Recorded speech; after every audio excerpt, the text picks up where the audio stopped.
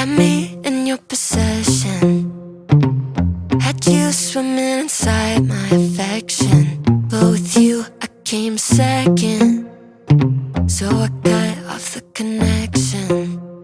And now you... Hey Queen, thank you so much for joining my channel. You could have clicked on anybody's channel with this beautiful hair, but I'm so glad that you clicked on mine. If you're new to my channel, thank you so much for joining. This is Pageantry with Miles, and I am your host, Mouse, of course, duh. On my channel, what I do is I focus on pageantry and all things that are pageantry, especially with us brown girls.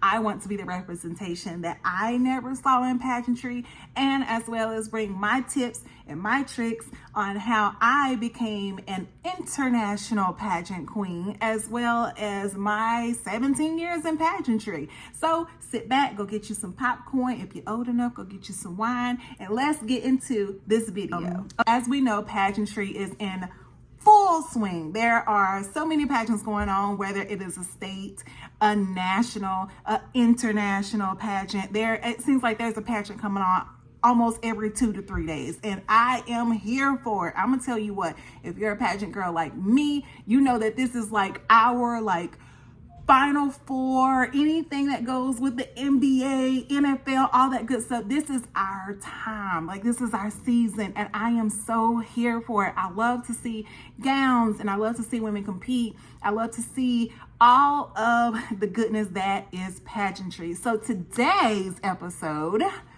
I want to talk about something that I am really familiar with, especially when it comes down to pageantry. And let me tell you what that is. The big L. What is the big L, Mallory? What are you talking about? Oh gosh, the big L is losing. It is something that I know well. Being in pageantry for 17 years, of course, I have not won every single pageant that I have been in. And I know that's hard for you to believe, but it's really true. There are a lot of times when young ladies compete in pageantry, and they always tend to blame, or they always tend to see what did the pageant was rigged, or something was rigged, and things of that nature. So this is what we want to talk about today. This is what I want to talk about today, and it is gracefully losing. And I know that can be hard, because trust and believe, I've been there, done that. I can write a book and go on a book tour about losing. But sometimes the blessing is in the loss. And I know that sounds really, really crazy. I know that sounds really, really odd, because it's like, Mallory, what are you talking about? What are you talking about? The blessing is in the losing. I don't get it. Okay, let me tell you, the blessing is in the losing. Let me tell you, I have gotten so many opportunities because I've lost with grace. I have had opportunities where I have done events. I've had opportunities where I've been able to work with other people. I've had opportunities where I have had I've had chances to work with others, brands, things of that nature. So when you lose, it's not that door being closed forever. It is that it's just saying, God is just saying that it's not your time, it's not your season, and that's totally okay. That's totally fine. So I want to tell you, there is power in how you lose. There's power in being a graceful loser. And like I said, I have been there before. And of course it hurts. It hurts really, really bad, but you want to always have that graceful, that graceful thing of being like, okay, congratulations to the winner. Let me reflect on what I've done wrong.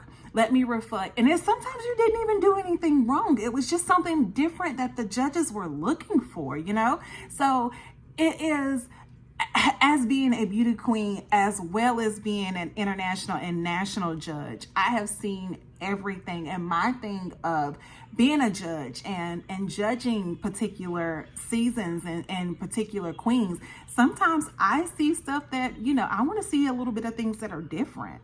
So it's always grace in losing. Let me say this. Anybody can wear a sash. Anybody can wear a crown. Etsy has crowns and sashes.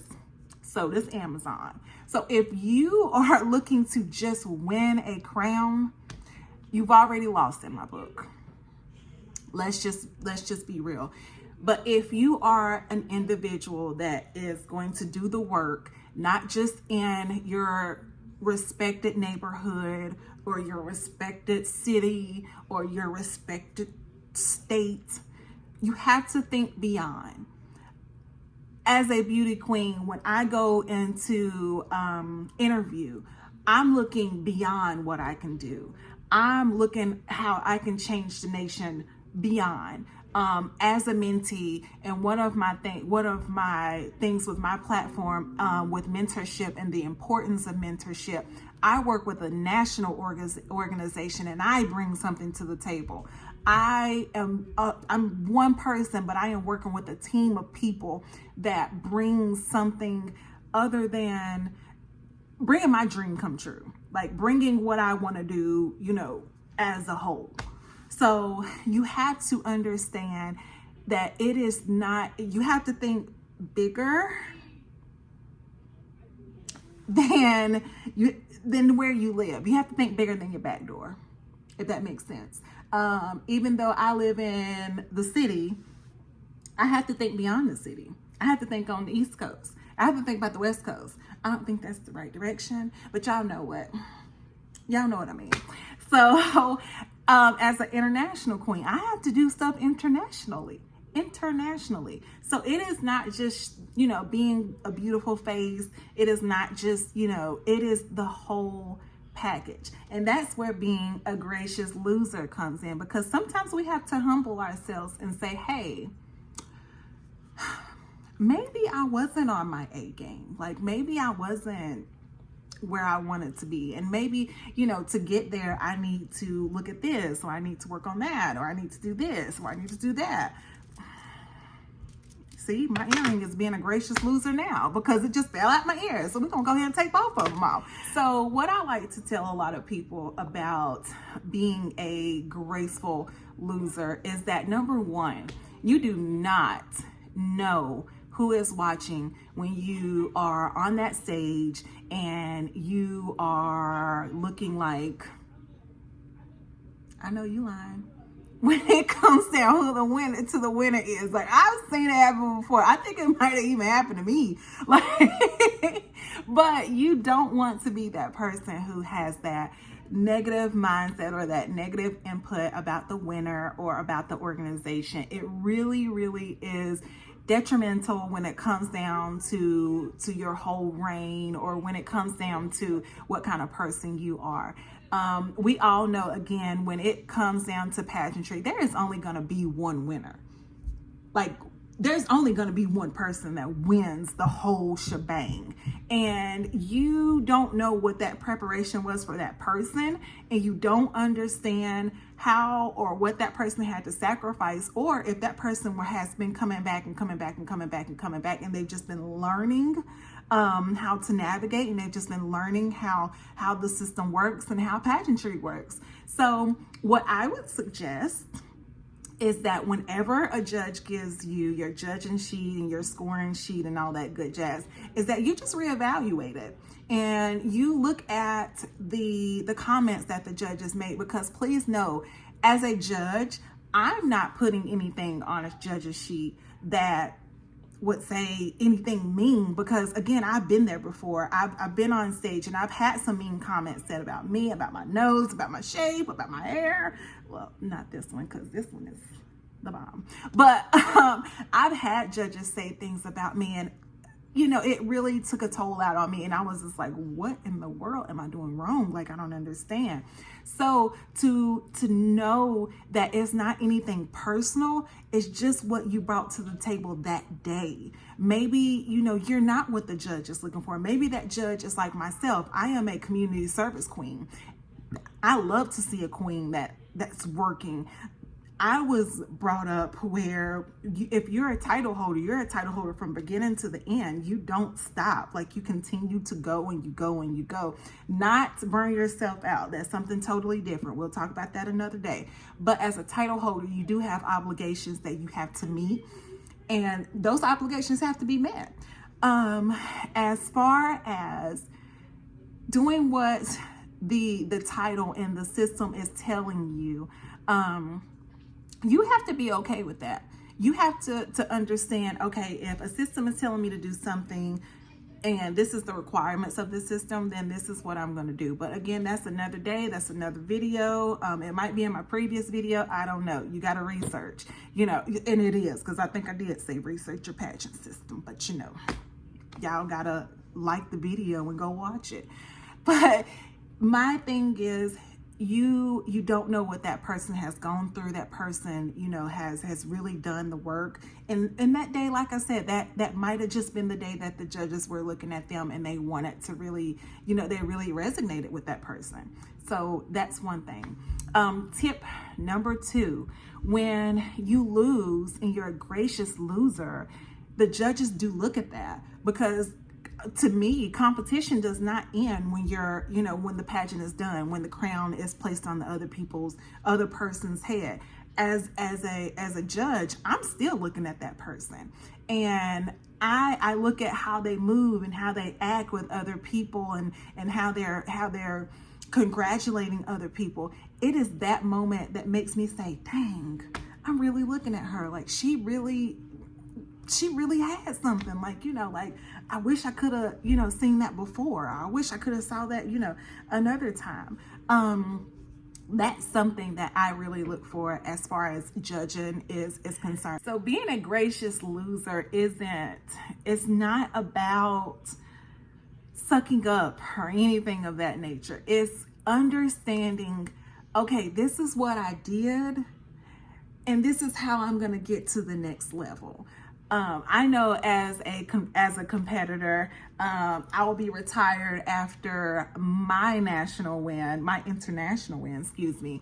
I had to look deep within and find out what my purpose was. I think I talked about this in the last video. It was like my whole, like, what is my whole why? Why am I doing this? Why is this important to me? Why do I want to win? Why? It's like my kids asking why all the time. It is knowing how you're going to navigate and how you're going to go on. And, you know, I might not have won this time, but God has something for me on this end. And it might take 366 if it's a leap year, but I'm going to come back and I'm going to give it my all. You don't ever want to burn a bridge when it comes down to pageantry, because I'm gonna tell you, pageantry is a small community, but Black pageantry is an even smaller community, but it's growing. Trust and believe, and I can't wait to talk about that soon. It is amazing. But I just want to tell you guys, I have seen some very, very gracious losers. And I say that with the most respect. I say that with the most, like, you know, the admiration, because there have been some women that have gotten, I've seen lives, I've seen thank yous, I've seen videos. It has been the most beautiful thing for a competitor to say, you know, it might not be my season, but I know God has a reason for me. And I know it's all going to work out for the good. And that is the lesson that you have to learn when it comes down to losing in pageantry. It is number one. Look at me trying to touch my hair. It is number one. So it is a very hard pill to swallow. Trust and believe, I've been there before. I have lost more pageants than I won. But when I understood and I understand, not trying to figure out what the judges are looking for, but when I'm just being myself and I'm telling the judges, like, this is my plan of action. This is what I'm going to do. I'm going to be an advocate for cancer. I'm going to be an advocate for kids. I'm going to travel. I'm going to put my best foot forward to promote the organization. I'm going to bring everything that I've got.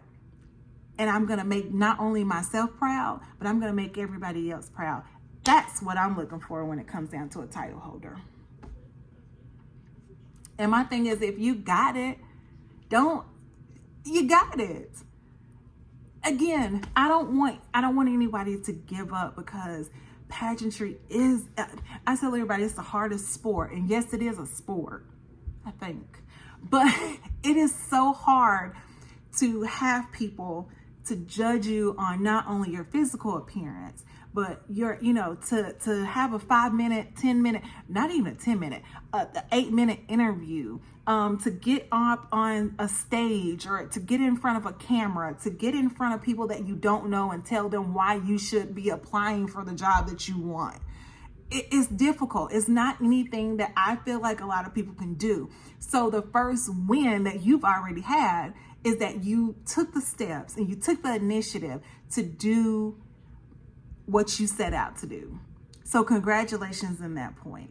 But it is so important to lose with grace, because again, you never know who's watching. You never know what opportunity can come from that loss. You never know what God has for you. This can be a test.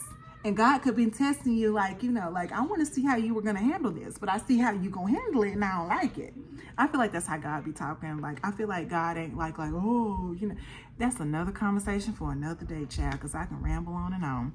So, again, shout outs to everyone that's competing. I, for one, am so proud of you. I know how it feels. I was just there a year ago.